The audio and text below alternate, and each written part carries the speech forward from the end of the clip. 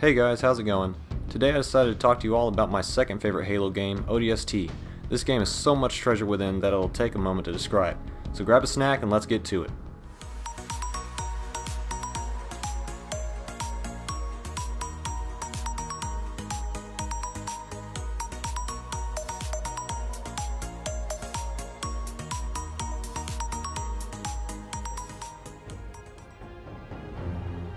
The story begins with a squad of ODSTs aboard the UNSC Say My Name, which is an awesome name for a ship.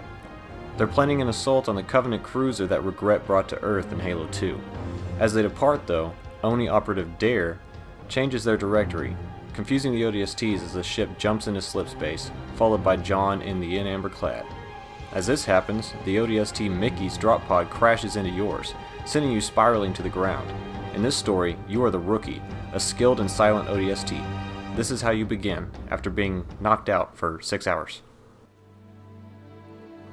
As the Rookie awakens, he begins to search for his squad. Moving through the city, he discovers clues as to where his teammates have gone. This is where we begin to see flashbacks through their eyes. Earlier in the same day, Gunnery Sergeant Buck crashed upside down in a populated area of New Bombasa. He picks up on Dare, who is apparently nearby. Following her signal, he ends up finding Romeo. The two then decide that Dare has probably suffered a bad fate by the looks of her helmet, and they begin a search for the other members of the squad. Around the same time, member Dutch had fallen on the coastline of the Uplift Reserve, which has been covered in hostile forces. Leading a ragtag group of Marines, Dutch laments the possible death of his own squad. On his way back to the central city, the orbital elevator buckles and breaks, crash landing across the African landscape. Pieces of this can also be seen in the Halo 3 mission Savo Highway. After escaping the ruins of the reserve, a drone crashes behind Dutch, providing him some humor and courage to continue his march through the city. Meanwhile, Mickey the explosives expert has run through the city streets to find Marines. Hilariously misunderstanding their opposition's location, he avoids a wraith and mans a tank, blasting through the city with joy and fervor. Eventually, he passes through an area where the UNSC has set up a Gauss cannon. A skittish Marine uses it to open fire and all hell breaks loose. Continuing the push toward the inner city, Mickey happens upon Dutch. Together they blast through the remaining opposition with some other Marines. Believing they were finished, they aim themselves toward the next city gate, only to be met with a civilian officer and a request: explosives assistance. Thank God! Does one of you know how to use explosives? Your vote just got overruled. Oh. The two begin a mad dash across a bridge toward Oni headquarters, setting charges along the way. Reaching the end, Mickey activates said charges and everything goes boom. About damn time! Do it, Trooper! Kill their infantry! Don't let them cross the bridge!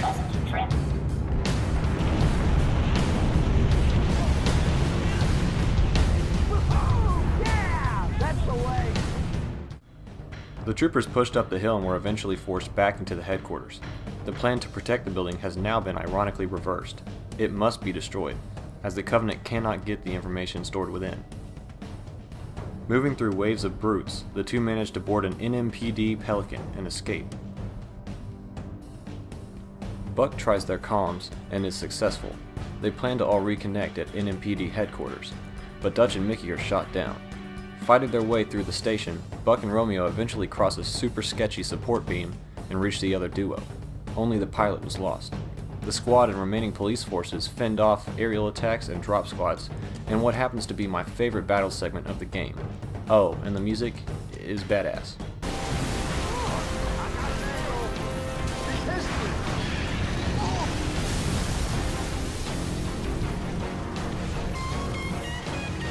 I need an angle! He's coming down! Get clear! All taken care of. Big joke.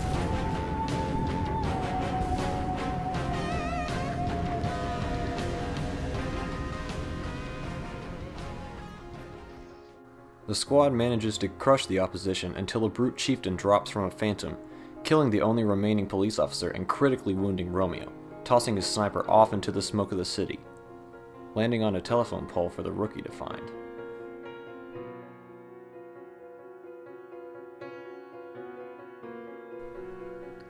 The group of four fought and stole a Covenant Phantom, flying and fighting through the now flooded Kikawani station. After destroying a Scarab and making their grand escape, Buck is unable to celebrate. Ordering Mickey to turn around, Buck decides he will lead a solo search for Veronica Dare. Meanwhile, the city AI, the superintendent, assists the rookie through the dark streets toward Dare's position. Here, she reveals the true purpose of their mission, to find and rescue a key asset under the city. Down there? That's the superintendent, the AI that runs every system in the city. My mission, our mission, is to secure the superintendent's data. You've been solo since we dropped. Fighting on the surface? Unless you spent all night hiding in your pod, you must know your stuff. Show me. At this point, it is revealed that an engineer has been behind the superintendent to assist you since the beginning. He helps you with the city map, he helps you find hidden weapon cache locations, the signs change, he speaks to you directly. It's pretty awesome. That's one of my favorite pieces. They call this engineer Virgil, and he actually has data on an uncovered alien structure, which is what the Covenant are truly after. Managing to rescue the asset, the rookie and Dare pass upon Gunny Buck and decide to resurface and escape with Virgil. Having the squad and the stolen Phantom stay around the area, the new Quadro fights hard through the outer highways of New Mombasa. Once at a dead end, the group defends Virgil until the remainder of the squad meets and extracts them from the area. As it is glassed by a Covenant carrier, the group flies out and away, successful with their true mission, but unable to succeed in the mountainous feat of saving the country. What can I say? It was a hell of a night.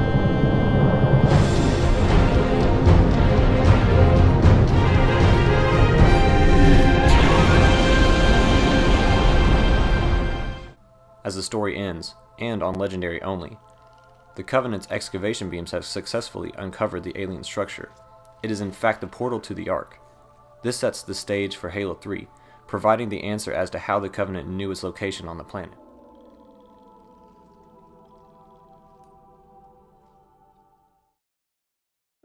Next, I wanted to talk about the more obscure side of the story, the audio logs. These detail Sadie's story, a young girl whose father works for the city. Her father, Dr. Indesha, created Virgil, a subroutine of the superintendent. This, of course, runs alongside the main program.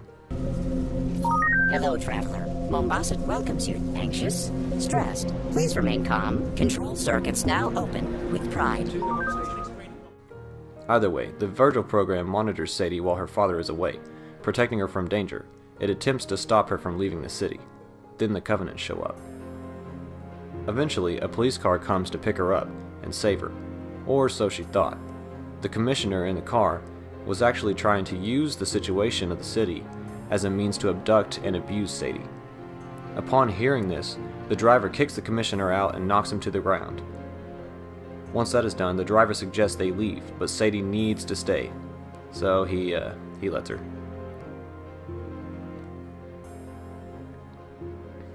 Her father continues to detail their discovery, but she interrupts him again and again.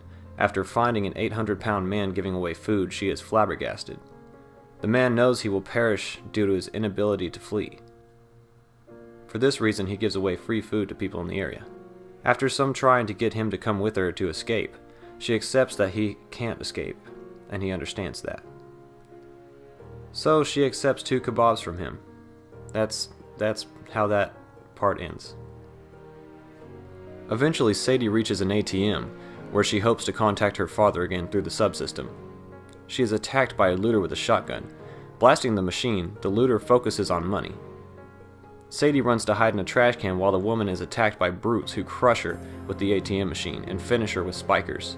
Before they can find Sadie, the driver comes back to the rescue, running them over and taking her toward the inner city and her father. The commissioner then cuts them off in a Pelican. Now armed, he is even more of a threat. Virgil sends a dump truck to run into the Pelican, delaying the commissioner for some time and saving Sadie. She and the driver eventually make it into the city, where the commissioner has turned off the superintendent. The driver tells Sadie she can reactivate him at NMPD headquarters. After some trouble, they succeed. Escaping the facility, they are contacted with a final demand by the Commissioner. With no choice due to his corrupt bodyguard militia, Sadie complies. She boards his private train, where she is told of the Commissioner's deeds. He killed her father, and is attempting to steal his discovery and become a war hero.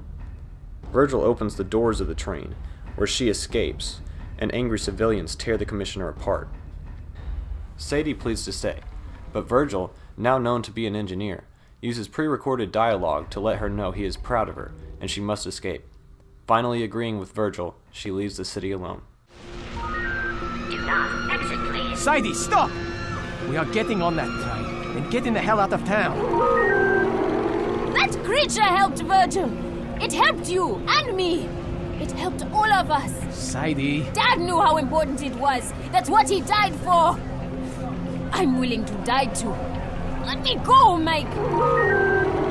Emergency stop. I am not worth your life, my brave warrior princess. If we don't find you, who will? Office of Naval Intelligence. Your tax dollars at work. Fallen heroes on the air. Virgil, I need you to live. For me. Get on the train, you two. Coming this way. Hurry. later. We've got to go. Virgil, you're all I have left of this place. Sadie, sweetheart. You make me very, very proud. You're all I have left of him. Sadie, take my hand. Okay. I'm ready. On board. Last train. Now departing. Next stop, Makuba, Nairobi Road, home station. And beyond.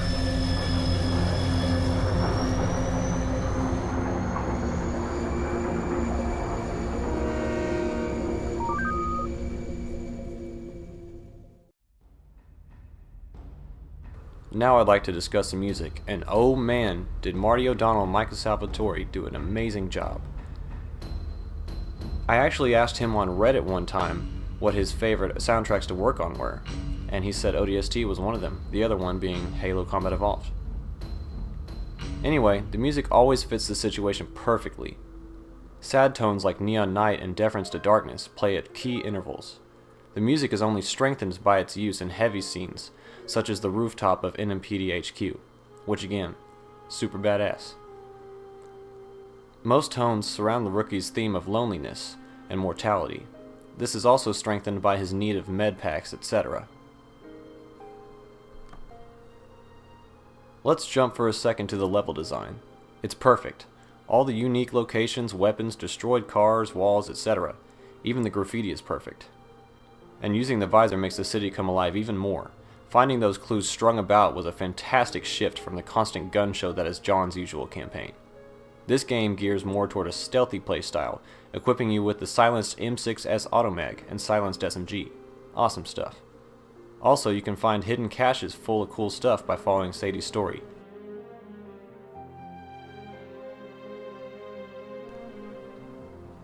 Easily my favorite part of ODST is the blurred lines between humanity and alien races, along with the increased attention to detail. Virgil is simply fantastic. He's the best character in ODST, in my opinion. Utilizing the city's pre-recorded dialogue, he assisted the rookie from the beginning. For example, whenever he told Buck where Dare was. Attention, travelers. Lost items can be claimed on lower level. There's your pod. Need to find a way down. And also warning the rookie about the Commissioner's crony. Thanks, Trooper. They almost had me. Been trying to get down to the next level checking my team, but this stack is locked down tight. Welcome. Access granted. Huh. Guess you have the magic touch.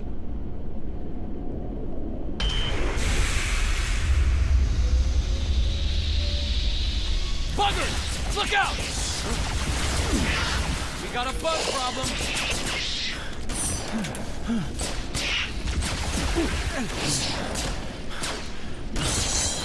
What's wrong with you, Virgil? You trying to get me killed? Warning. Hitchhikers may be escaped convicts. When finishing Sadie's story, It leads to this one particularly interesting scene in the data hive. The NMPD cop follows you, instead of dying by the drones, into a secret room, and then, once you find out the truth, he attempts to kill you. Then Virgil responds, letting you know he is always watching and is very satisfied. Crime scene. Restricted entry. Shut up, Virgil! You hear me? Icy conditions. Chains required. Freaking machine. The whole city's gone to hell. Wait here, watch for hostiles. I'll be back.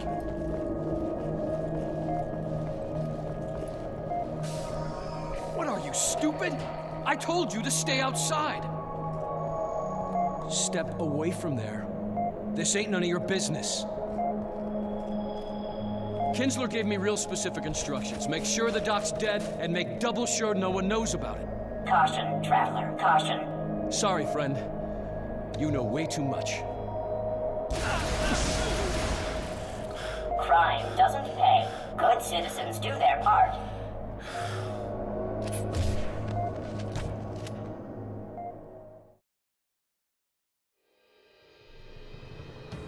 Now that my favorite area of the game has been covered, let's take a brief look at the multiplayer.